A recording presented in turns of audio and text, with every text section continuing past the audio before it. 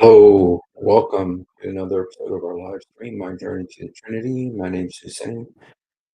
What's going on here?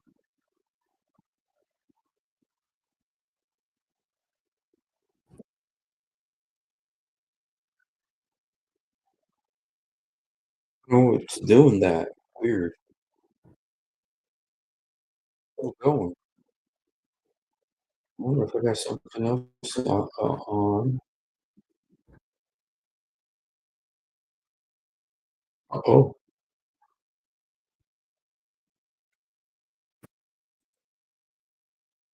I don't know what's going on here.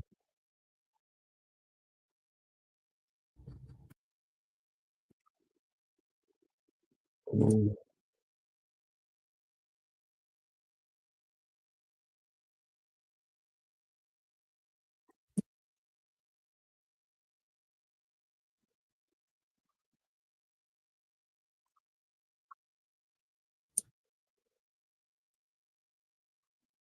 oh, this is okay. Oh, weird. Anyway, sorry about that. That was a weird noise. I'm not sure where it was coming from. Hope you guys are having a good night. I haven't done anything since Mamdani uh, took the throne of New York. Now, I always thought New York was kind of crazy, but man, they've really taken it up a notch. So, yeah, they're gonna get what they voted for, and it's not looking good. Hello, Andrew Martin. Hello, AG. God bless you. Hello, Andrew Martin and Abla and AG. Yeah, well, you know what? The This is a big deal. I mean, he's pro Hamas, pro Hezbollah, pro. I don't know if he's pro Taliban. I'm sure. So this is a big victory for them. See, that's one thing they didn't talk about too much in the media because if you talk about it, that means you're Islamophobic. And so there's a movie, Escape from New York, true story. Look at Hezbollah, Shia in Lebanon are claiming victory. No, they're not the only ones. They're not the only ones. This is a tremendous victory for all of those because he wouldn't condemn them. I mean, he could say, "Look, I'm a moderate Muslim and a peaceful Muslim, and I condemn what they do," but he didn't do that. He stood his ground supporting them, and New York still voted for him. So I don't know what to think. Hello, Yusuf. God bless you. Yeah, I don't know what to think. This is really we're into some uncharted territory. I mean, for New York, the most important city in the world, um, the economic city of the whole world, and they have bowed and kissed the ring of Islamism and communism, the marriage of the two. So, very strange situation. And it'll be interesting to see. Okay, what's going to happen? I guess yeah, he won. Unbelievable. And so I just want to look a little bit at there's a writer that I like. One thing you noticed yesterday was when he did his speech, he did his victory speech. Before he did his victory speech, I was watching some of the other races, like the ones in Virginia. There was a governor race in Virginia. There was a governor race in New Jersey. And there was another race, uh, I think also in Virginia. The guy who uh, was fantasizing killing his Republican opponent and watching his children die. And he got elected. He got elected. I mean, Virginia, what the heck, man? What the heck is wrong with Virginia, man? You guys are sick. Unbelievable. They voted for this guy. This guy said that what was his quote? What was his text? Jay Jones's text, controversial check. He had these unbelievable text messages, you know.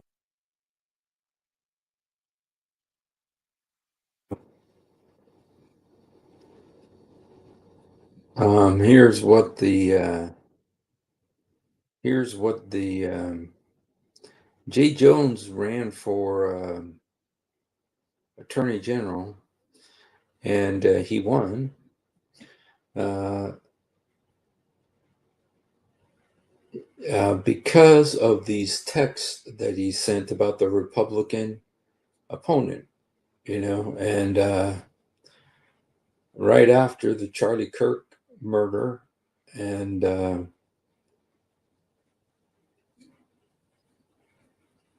if those guys die before me, I'll go to their funerals and pee on their graves.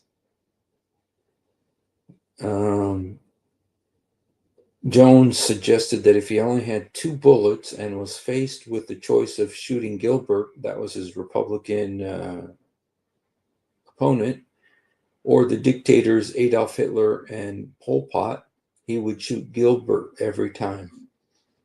Unbelievable violence. And the Virginians voted for him. The Virginians voted for him. What the heck is going on in Virginia, man? I mean, you guys, I think you're nuts. Are there churches in Virginia? Are there Christians there? Unbelievable, man. They voted for this guy.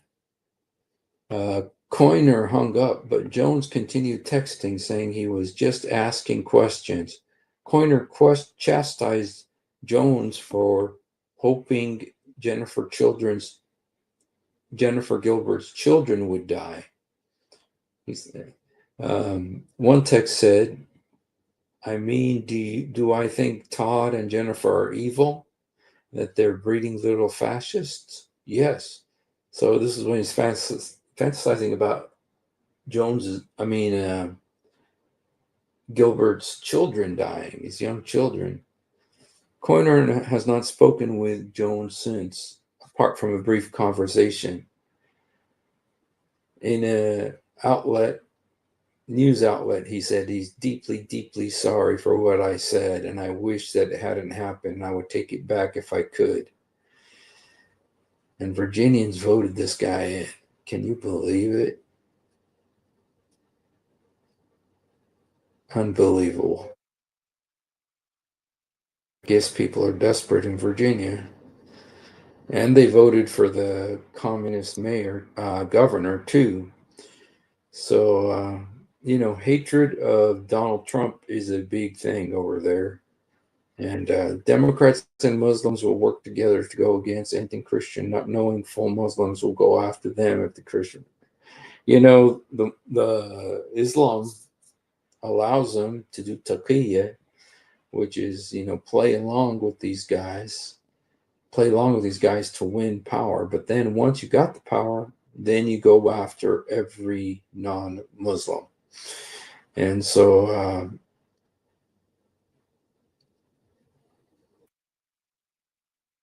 it's, these Democrats are playing with this. They're playing with fire. These guys will, and they believe they're kind of naive uh, about foreigners. They're kind of naive and just playing with them and stuff, not knowing you can't play with these guys. They will come to collect. So let's just look. But one thing that really was amazing to me, I don't know how many of you guys watch his victory speech. I was just telling you about I was super impressed with the concession speeches. The concession speech, that's where, the candidate who loses gets to do a speech to say that they congratulate the winner and that, they did their best and they thank their supporters and all that stuff. And there were like three main concession speeches that I watched.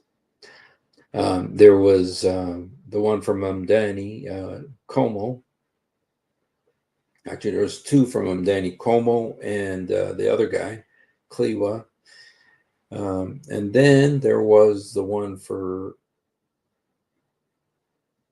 the the Virginia governor, and then the one for the New Jersey governor. And I was really, really impressed with those concession speeches.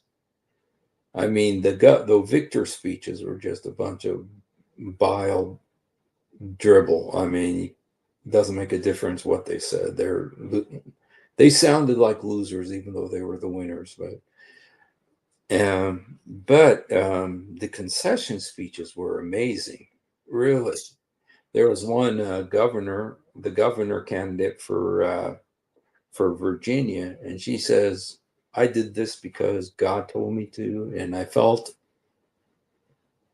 it was God's will, and I did what I was supposed to in the time I was supposed to do it." That's what she said, and she says, and people say, "Did you lose?" And she said, "No, I can't. How can I lose when I'm with God?" And so she was saying she was with God and she obeyed God. Um, so so that really impressive. And the guy for the New Jersey race, he was amazing, really. And then the even Governor Como and Kliwa, both of them, they gave both really good concession speeches. You know what I found about the concession speeches? It really kind of heals your heart. If you're on the losing team, you're supporting the guy and he loses. Um, those concession speeches can be very healing. They're very powerful. And I was really impressed. I mean, I've never, I don't usually watch the concession speeches of the losers. Um, But this time I did listen. I was just kind of curious to see what they had to say, especially since I kind of supported them. And I'll be honest, I was really impressed. They were very gracious and way better than the victor speeches. The victor speeches were all a bunch of garbage. I mean, really. And none more so than Mamdani. What a piece of garbage that speech was. Oh my goodness. What a piece of garbage. You know, you should learn some American grace, Mamdani. You should learn some American grace. Watch some of those concession speeches to learn some grace instead of just being so bombastic and angry and, he was disgusting, man. And yeah, I want to watch. I don't want to watch it because I was so disgusted with his speech. I thought it was so bad, so angry. I mean, not reaching out to the guys to the vanquished foes, and not reaching out, not trying to be gracious. I really like what this guy said about it. This is Michael Goodwin. This guy is Jewish, and he's like one of the best writers at the New York Post, one of the best editorial writers at the New York Post. And I really like what he said. I think he really caught the mood of Mamdani's speech. And it says, Michael Goodwin, the graceless sore winner Zohran Mamdani immediately drops his mask and declares war on New York City. You know, he was smiling and everything, deceiving the multitudes. Um, but man, as soon as he won, he became this beast. You know, it was almost like he became somebody else. He was this beast, you know, angry. And, I don't think you need to be that way in America. You know, I don't think you need to be that way because of the democratic system that's here.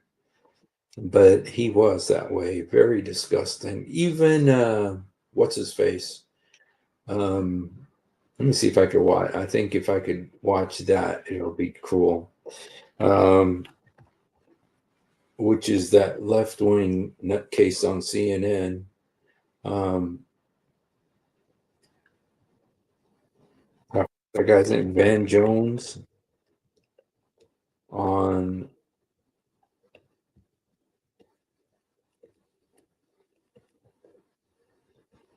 Zohran's speech. Um, okay, I don't know if we'll be able to watch it all, but here, let's watch a few minutes of this. You know, I mean, every now and then, even a broken clock is right 2 times a day. So here, Van Jones, kind of takes Zohran to task. It's easier to do that when your side wins. So being critical doesn't really mean a whole lot.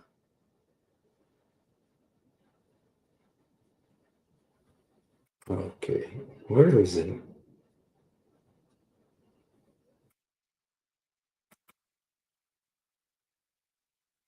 Shocked. Please give Van Jones the biggest hee-haw. And when we come back, we're going to talk to Mehdi Hassan some more. That's right. About everything that happened. I felt like there's a little bit of a character switch here, where the warm guy, or is he more embraced? So Van Jones had this to say. Let's listen. But I think he missed an opportunity. The Mamdani that we saw on the campaign trail, who was a lot more calm, who was a lot warmer, who was a lot more embracing, was not present in that speech. And I think that Mamdani is the one you need to hear from tonight. There are a lot of people trying to figure out, can I get on this train with him or not? See, he took that from me. Can I get on this train with him? Is he going to include me? Is he going, or is he going to be more of a class warrior, even in office? I think he missed a chance tonight to open up and bring more people into the tent. I think he was using the microphone in a way that he was almost yelling.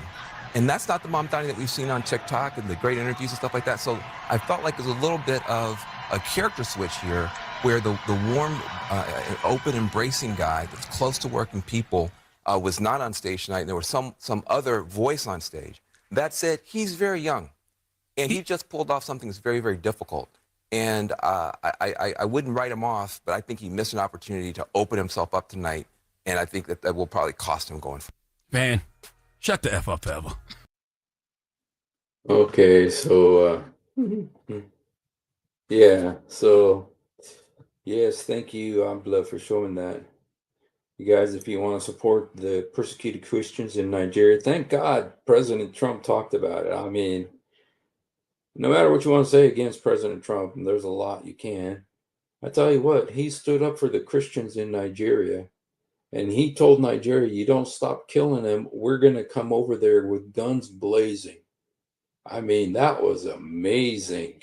And Nigeria's like, oh, we are people of equality and equity and all this crap. And but man, I thought that was awesome that he stood with them. God bless him for that. Hopefully that'll end the insanity in Nigeria right now. I have friends in Nigeria. I mean, haven't seen him for years, but so it's a very sad situation over there. All right.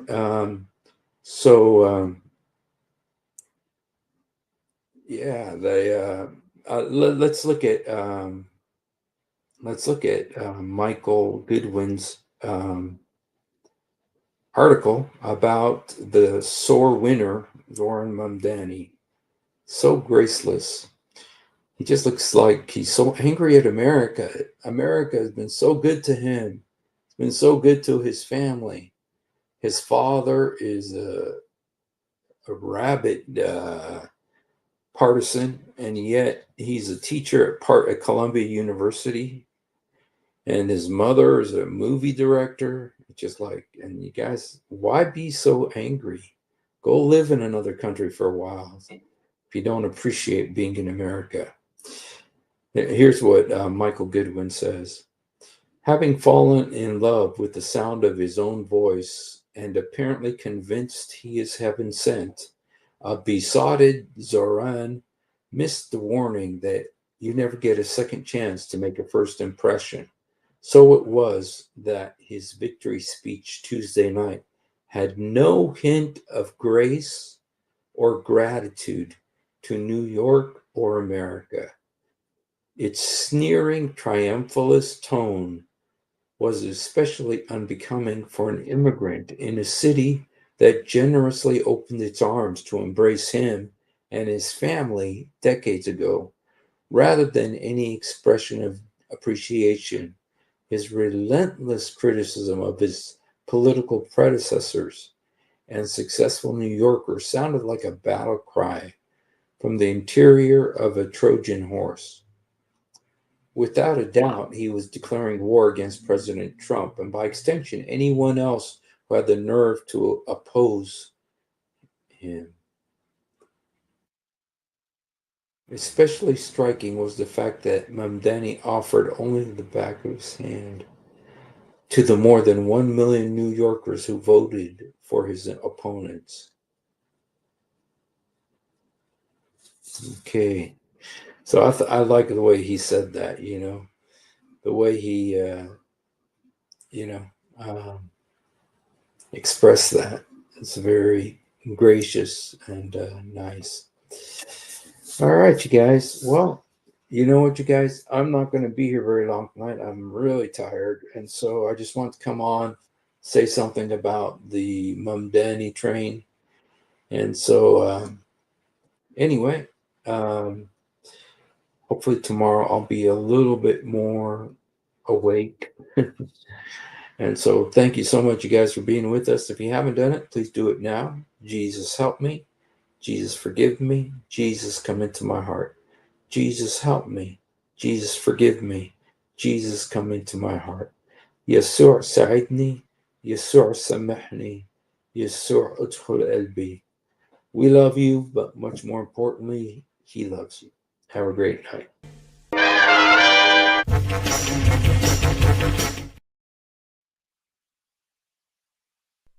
If you have ever wondered why dull apologists lie so much, it's because on a rare occasion that they tell the truth, this happens. One of the reasons I accepted Islam was the scientific miracles. I'll be honest with you. And now we know that this whole scientific miracles was absolute nonsense. You're going to have to repeat that. Now we know that this whole scientific miracles was absolute nonsense. Now we know that this whole scientific miracles was absolute nonsense. That the standard narrative has holes in it. That's what I'm going to say.